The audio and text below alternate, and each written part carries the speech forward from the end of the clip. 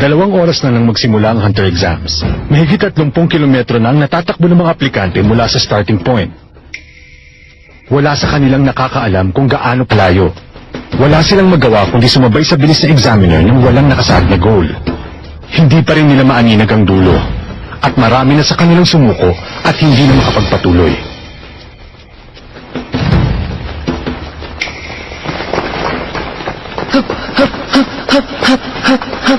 Batay sa nakalap kong data mula sa mga nakaraang Hunter exam, kadalasang 40 kilometers ang ganitong course. Ibig sabihin lang nun, hindi na magtatagal, malapit na kami sa goal.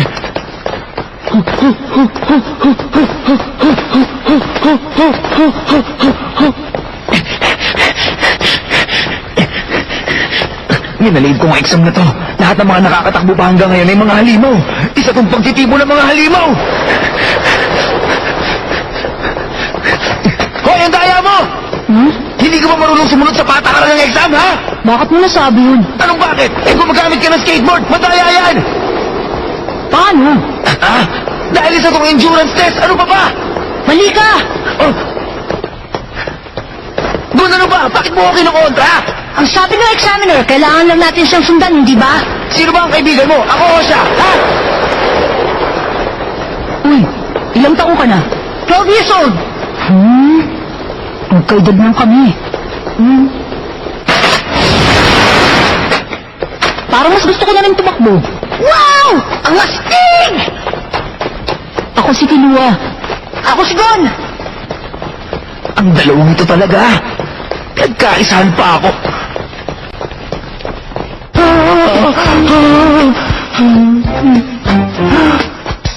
Imposible. Imposible mangyari to. Kahit kailan hindi nagkakamali ang mga kalkulasyon ko. Pero bakit ganun? Hindi pwede. Parang babagsak na ako. Hindi ako pwede bumagsak. No. Never! Hindi! Hindi ko matatanggap ka!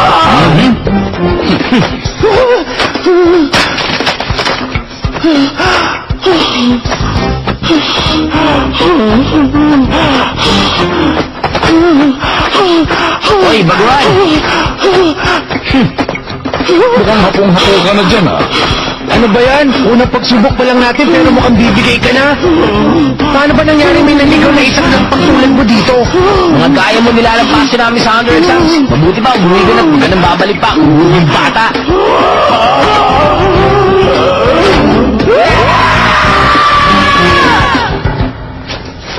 Eto, salamat sa tulong nyo. Ayusin mo kasi sinabi nyo. Matapos ang ginawa namin, tiyak na hindi na magpapakita pa uli yan sa susunod. Ang sabihin mo, hindi na siya ulit sasubok sa Hunter exams kahit kailan. Pero lupit mo din, Tomba. Talagang ginawa mo ng mission mo sa buhay ang pagtatabay sa mga baguhan. Yun nga mismo ang pinupunta ko dito taon-taon.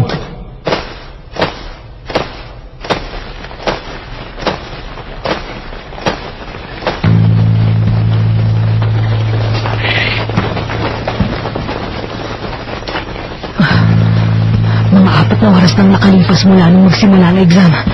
Tagsa ko mga 60 kilometers nang natatakbo namin. Gaano pa kaya kalayo bago ang finish line?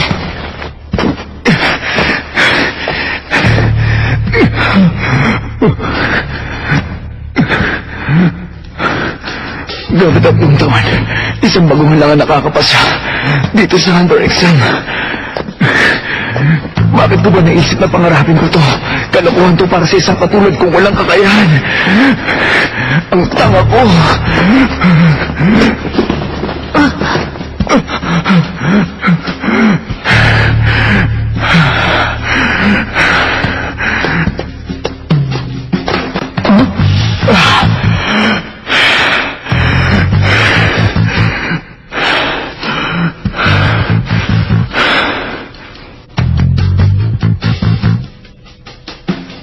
Tara, kalimutan mo na yan. Baka maiwan pa tayo.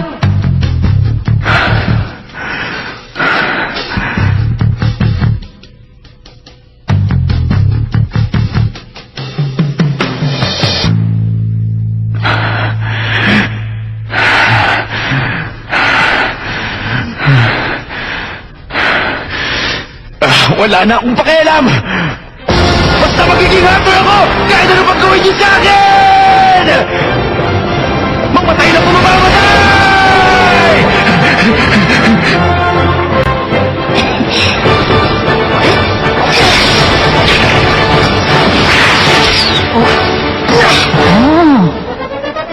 Wow, ang lupit! Pasubok ng pamimit mo mamaya, ha? Basta pasubok din ang skateboard mo, ha?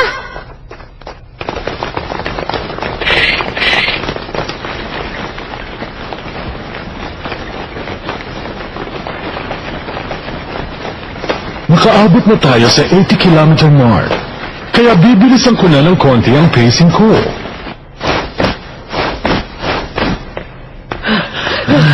Hindi mo mabilis yung kanina. Halimaw siya. Wala lang sa kanyang matarik na hagdanan to. Para lang siyang lumilipad. Grabe! Habang nagpatuloy tayo ng ganito, tsak lang madami pang babagsak. Gord, gusto mo contest tayo kung sino sa atin ang mauna sa finish line? Sige ba? Ang talo siya manlilibre ng merienda. Sabi mo yan, ha? Ready, set, go! Ready, set, go!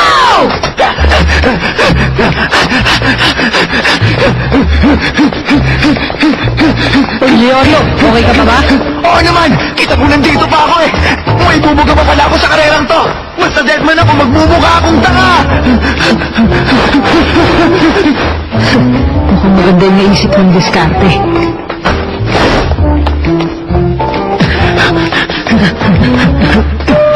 Leorio, may tanong ako sa'yo. Ano yun? Masyado bang madali to para sa'yo, Kurapika ka? Naku, buka mo pa magsalita! Hindi ka ba napapagod?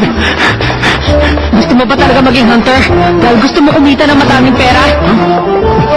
Sabi ko na ilang araw pa lang na magkakilala tayo pero ang dali kitang nabasa. Alam kong magaspang ang ugali mo at bukod doon hindi ka pa matalino. Pero nakikita ko rin naman sa'yo na hindi ka mababaw na tao. Alam ko dahil marami na ako nakilalang tao na talagang pera lang ang habol. At masasabi ko iba ka sa kanila. Nakakainis talaga ang pangangatuwiran mo!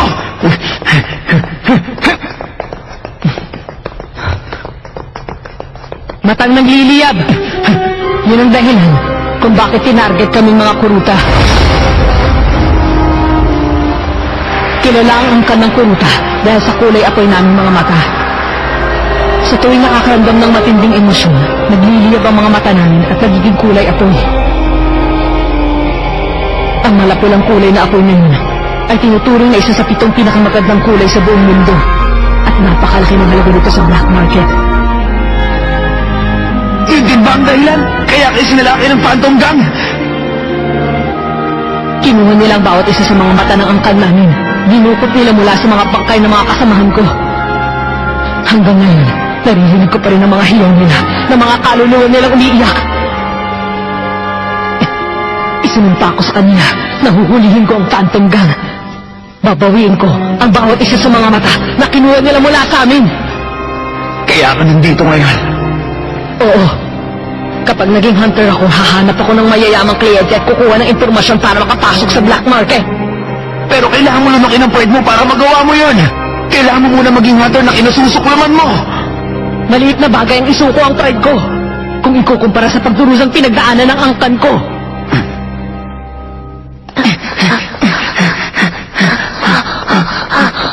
Sorry pero nagkamali ka sa akin. Wala akong marangal na dahilan sa pagpunta dito. Wala akong ibang habol sa pagiging hunter kundi pera. Di ako naniniwala. Hindi ko na problema yon. Sabihin mo nga, naniniwala ka ba talagang lahat ng bagay dito sa mundo ay kayang bilhin ng pera? Oo, sa tamang halaga kahit anong mabibili mo. Maging pangarap pa yan, puso ng tao at pati na rin buhay nila. Ano? Hanghal ka ba talaga, Leorio? Sa sinabi mong yan, para mo na rin ininsulto yung yumaong angkan ko. Bakit? Totoo naman yun, hindi ba? Kung may pera ako noon, edi sana hindi namatay ang kaibigan ko.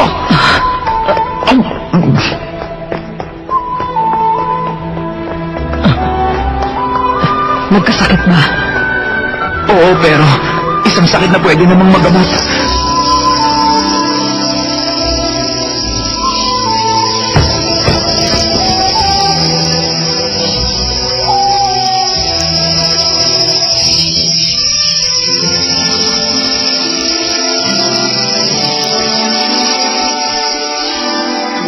Ang problema, wala kaming pera para ipa-opera siya. Napakamangmang po noon. Ang akala ko pwede ako maging doktor. Gusto kong gamutin ang mga batang mahihirap na may sakit at hindi ko sila sisingling kahit isang kusing. May naisip ko pag nagawa ko yun, maharap ko ang mga magulang ng kaibigan ko. Pero napakatanga ko talaga. Hindi ko man lang naisip na upang maging doktor, kakailanganin ko pala na mas malaking pera. Pero natuto na ako, ang mundo natin ay pinapaikot ng pera. Kaya gusto ko na madaming pera. Una na kami, kurati ka! Kita-kits na lang mamaya, Manong! Hoy, hindi ako manong. Teenager pa lang ako katulad ninyong tatlo, no?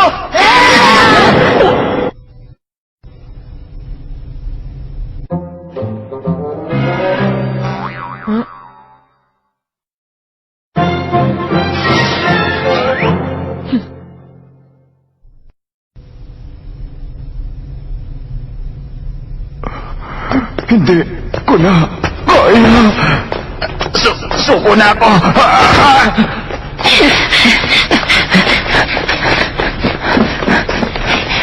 Nagugulat pa rin ako at makakasabay ka sa akin. Napakanga mo ko.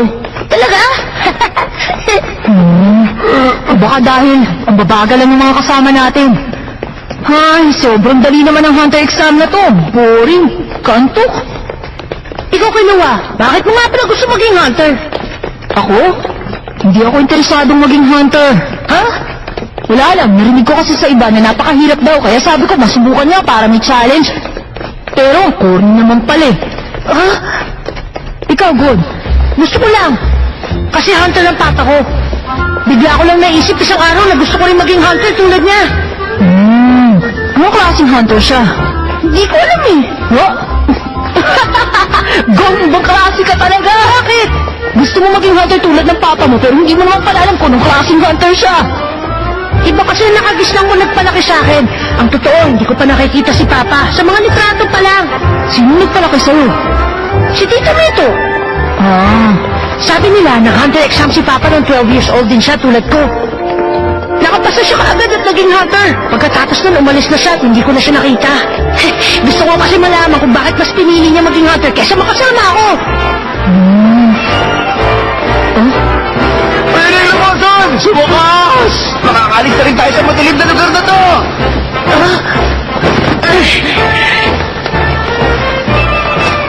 Sige nga, tingnan natin ngayon kung ilan sa kanila ang nakasunod sa akin hanggang dito.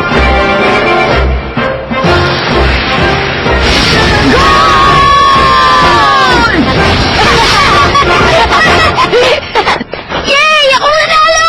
Anong ikaw? Una kaya ako nakatawid sa finish line sa'yo? Hindi ah! Oo kaya! Ako nanalo kaya ililibre mo ako ng merienda, kinuha! Ano ka? Ako kaya panalo kaya ikaw dapat ang manlibre! Hindi, mas mabilis ako sa'yo! Sir, sino po sa aming dalawang nauna? Sa nakita ko, sabay-sabay kayong nakatawid. Ganon? Ibig sabihin, nililibre kita ng merienda! Ha? Pagkatapos, ikaw naman naman nilibre sa akin! Nagulang ako dun ah. Ninong Satots, dito na po ba magaganap ang phase 2? Hindi pa. Medyo malayo-layo pa tayo doon. Hindi pa rin.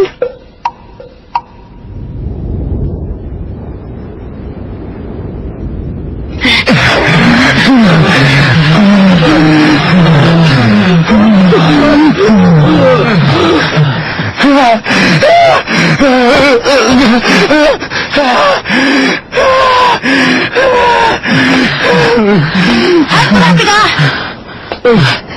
Ito na ba yung goal natin? Hindi pa daw eh. Ganun ba?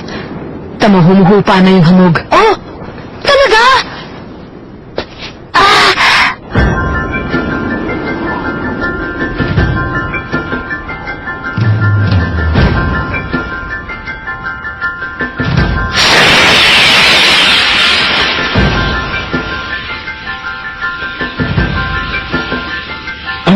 Wastelands, kilala din sa tawag na Swingler's Swamp. Ito ang kailangan natin tawirin para marating ang phase 2 ng exams. Maraming uri ng kakilakilabot ng mga nilikhang nakatira dito. Mga tuso sila at napangunlang. Hindi sila mag-aalinlangan na bitagin ng sino ng taong naligaw sa landas nila. Kaya dapat maging alisto at maingat sa lugar na ito. Kapag nabiktima kayo, mamamatay kayo.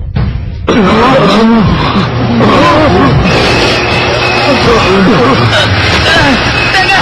Huwag niyo akong iwan!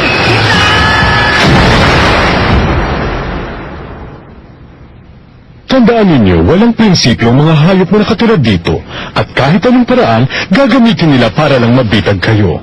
Upang mabuhay sila, ang batas dito ay kailangang manloko para makahuli ng pagkain. Kaya ito nakilalang Swindler Swamp. Kung ayaw niyong mabiktima, ang may papayo ko ay huwag kayong lalayo sa akin kahit na nangyayari. We! Malaking kalokohan yata yan! Paano nila kami maluloko kung alam na namin na susubukan nilang lokohin kami? Huwag kayong panuloko! Ano ba? Kakasabi ko lang na imposible nga yun! Huwag kayong panuloko! Ang lalaking yan, nagsisinungaling sa inyo! Isa siyang impostor! Hindi siya examiner! Ako ang tunay na examiner ninyo! Ano daw? Impostor? Paano nangyari yun? Kung ganun, sino talaga ang isang yan? Tumingin kayo! Dito! Ano yan? Kamukha ni Ginoong Satots! Ito ang mukhang taong unggoy. Isang nilalang na numero wetlands. Mukhang taong unggoy? Ang hayop na ito ay mahilig sa lasa ng laman ng tao. Subalit, payat at mahaba ang mga galamay nila kaya mahihina lang sila. Nagaan yung tao sila para lokohin ng mga tao at akitin na sumunod sa kanila.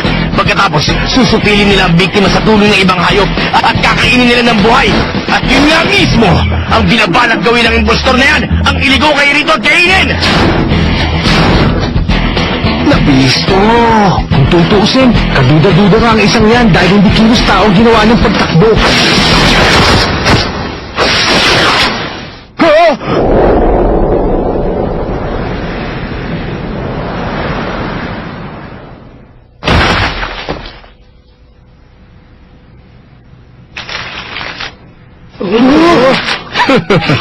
Ay, naging malinaw ang lahat.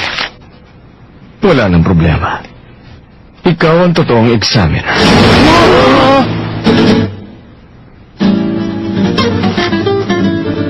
Ano? Siya pala talagang totoo?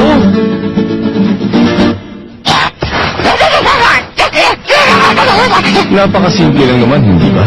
Ang mga examiner ay mga hunter din na inatasan ng komite na pangasiwaan tayo sa oras ng exams. At sino mang tao na may hawak ng marangal na titulong hunter?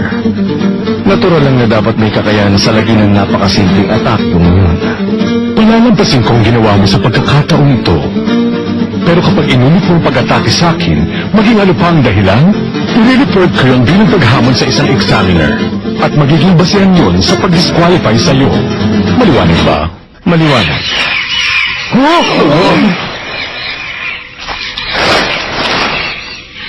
Malupit talaga ang kalikasan. Nakakapangilabot. Mukhang taong unggoy rin palang lalaking yun. Nasaksihan niyo naman ang unang pagtatangka na guluhin ng mga isipan ninyo. Tulad ng kakasabi ko lang, yun ang batas dito. Hindi tayo pwedeng maging pabaya. Oo. Asahan niyo lang habang nandito kayo sa wetlands, hindi yan ang huling pagkakataon na tatangkay nila yon. Kung hindi ako nagkakamali, may ilan sa inyong muntik na mabiktima ng panlolokong ginawa nila. Tama ba? Medyo lang. Naiintindihan niyo na? Sa oras na mawala ako sa paningin ninyo, kung hindi ganito ang kapalaran na sasapitin ninyo, maliligaw kayo dito sa wetlands. At kapag hindi kayo nakalabas dito, wala na kayong pag-asang umabot sa phase 2 ng exams. Bueno, lumakad na tayo. Sumunod kayo sa akin.